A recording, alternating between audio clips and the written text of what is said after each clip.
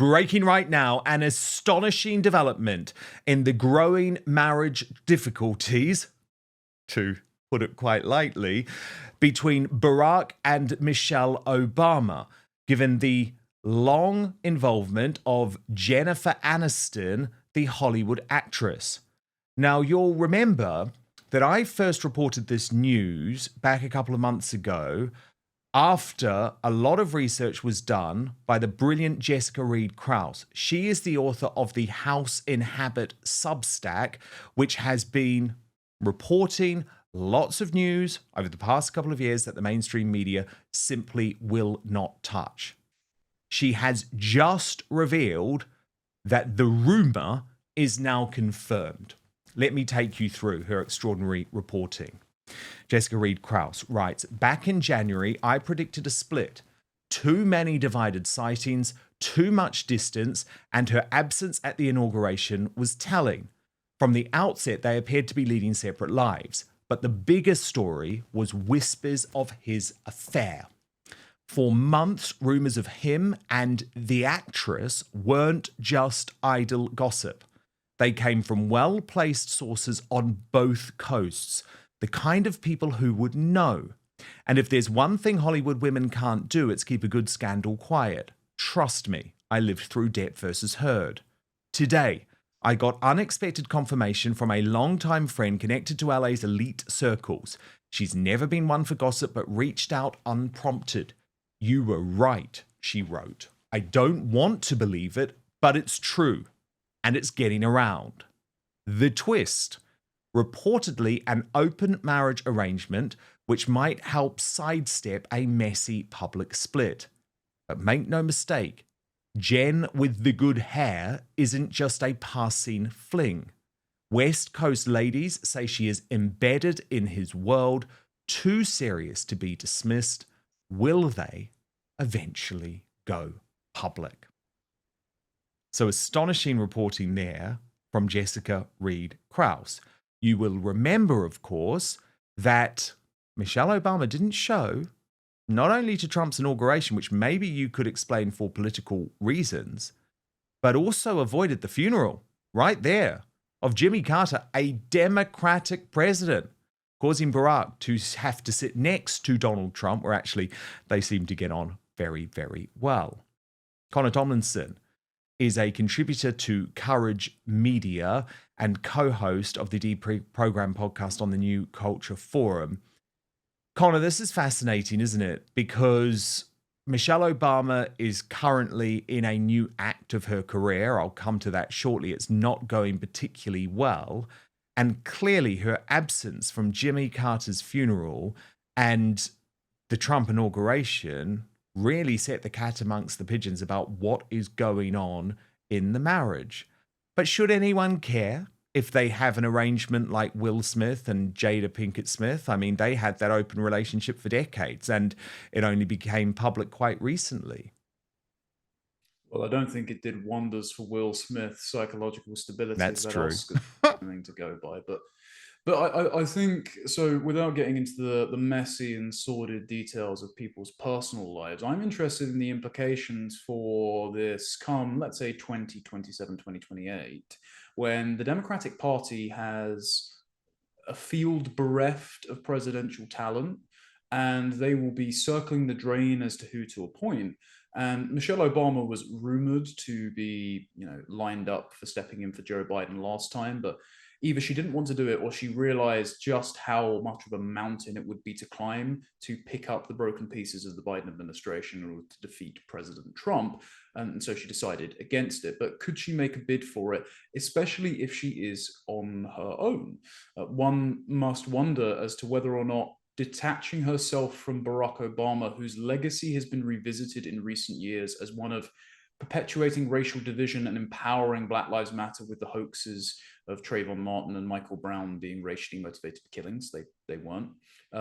Or the fact that he endangered the US in various foreign policy ventures and entrapped them in forever wars that cost a lot of American blood and treasure to not really root out global terrorism. And in fact, actively dismantled the US's ability to monitor Islamic terrorists from the Department of Homeland Security and the like, saying that Islam is the religion of peace, etc., while the likes of Anwar al-Awlaki were causing all sorts of disruption in the US.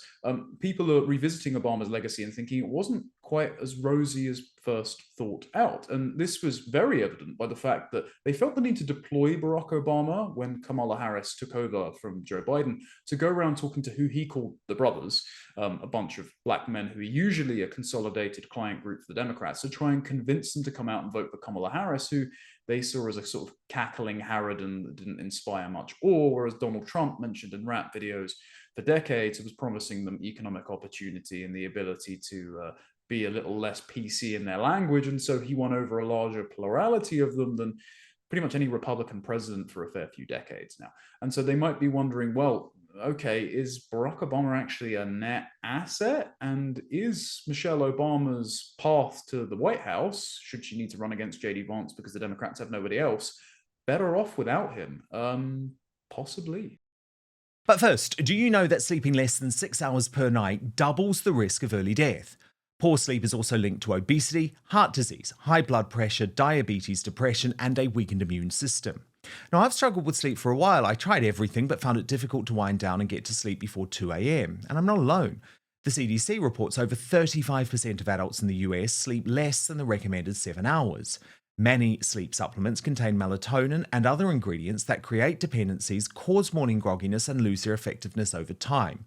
So that's why I take Evening Bean. It's a brand new product by Verso. After 3 years of perfecting the formula, they created a melatonin-free drink mix with clinically studied patented ingredients. It's formulated to calm an active mind, help you fall asleep faster, stay asleep longer, and improve deep and REM sleep, all without creating dependencies or causing morning grogginess. I actually look forward to drinking it every night because not only does it help me fall asleep faster, but it actually tastes so good. It's become my new nightcap. By the way, totally fine if you're vegan or keto. So click the link in the show description or head on over to evening.ver.so/outspoken. Use the coupon code outspoken at checkout to save 15% on your first order. Try Evening Bean tonight. Wake up feeling refreshed tomorrow. That's evening.ver.so/outspoken. Use the coupon code outspoken to save 15%. That's at checkout. And by the way, you can just click on the link in the description box below if that's easier. But now, back to the show. And what is very interesting, though, Connor, is I also think the bubble has burst on Michelle Obama well and truly, because for a long time, she was the great hope of the Democratic Party, the idea that she could follow Barack and become the first female president of the US. But so much has changed. So much has changed in just a matter of months. And this week, she launched a podcast on YouTube. Now, I know all about that. I know how difficult it is. And we've had a huge amount of success here. You'd think Michelle Obama, right, with her massive public profile, a huge amount of marketing push behind this, would be an immediate success. But oh no, the numbers are actually deeply embarrassing. Now, before I get analysis on it, let me just show you, Connor, exactly what this podcast is about. It's an odd one. It's her with her brother, Craig. This was the promo that was put out before the launch of the podcast. Hey, TikTok, it's Michelle Obama, and I'm here with my big brother, Craig. Hey, everybody. We're here because we're excited to announce the launch of our new podcast called IMO with Michelle Obama and Craig Robinson. And we just posted the trailer if you want to check it out. Check it out. Thanks, you guys. See you soon. And then the first episode itself, Connor, was so uninspiring. A lot of people saying, what? This was the woman who Democrats thought was going to save us? And I have to admit, it is like something has changed. There's zero charisma around her. Watch. Post White House and writing the books and doing book tours, speaking at leadership conferences, things you do as a coach, you realize that what we have, even in our lack of resources, in our household growing up, we had people who would share their opinions, give us advice. We had mentors, and we were used to mentoring and being mentored. And I realize that a lot of people don't have that. They don't have a safe place to come sometimes, Right. where they feel comfortable being vulnerable and asking hard questions, or they don't have people in their lives they trust. They are lone wolves, or maybe they have contentious relationships where they're estranged from the people they could rely on. Estranged from the people you could rely on. Wonder who she's talking about there, Connor. But you can understand why it's been a flop, right? Like, actually, was the whole phenomenon around Michelle just an MSM creation? Well, that clip was entirely bereft of content, Dan. I know Joe Rogan's once joked before that Kamala Harris speaks in gypsy curses. She's that incomprehensible. I think Michelle Obama's getting pretty proximate.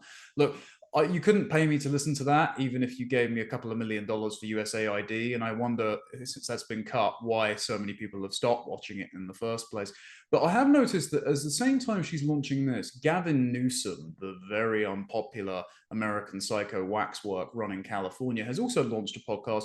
And what's savvy about his one is he keeps bringing on sort of popular MAGA faces like Charlie Kirk and Steve Bannon on for debates, so kind of siphoning off viewing figures from the ascendant MAGA culture. So he's recognizing that the Democrats doubling down on identity politics and appointing morons like Jasmine Crockett to be their congressional candidates has put them in a political cul-de-sac with radioactively unpopular social policies. And so he's trying to make himself proximate, seem more reasonable, open lines of dialogue to the hegemon, Trump, MAGA, etc. And it's just interesting he launches that at the same time, because the other person who was rumored, of course, last presidential cycle to take over from Kamala Harris, perhaps even on Michelle Obama's ticket, was Gavin Newsom. So I'm wondering if they're trying to astroturf this media bid for both of them to open the avenue up for a joint ticket, looking like a safe pair of hands, a return to normalcy for the Democrats come 2028, 2029, when they've got to face the formidable alliance of J.D. Vance and whichever MAGA loyalist we hope succeeds in their respective position and joins him as a VP to continue on Trump's term. Well, a lot of people saying now, at the moment, you'd have a great ticket with J.D. Vance at the head of it and Donald Trump Jr. as the VP, just to keep that Trump connection going. So who knows? I mean, there's a long way to go, but it's got to be JD, doesn't it? It's got to be JD. Fascinating analysis as ever. Connor Tomlinson, you're brilliant. So good to have you, and we will speak very soon. Thank you so much for watching Dan Wootton Outspoken. Please click on my face just to the bottom left to subscribe to this brand new independent news source and turn on the notification bell so you'll be alerted to our brand new live shows, uncancelled interviews, and special royal episodes. Outspoken is also now available as a podcast, so you can listen to the show every weekday on the go, wherever you are.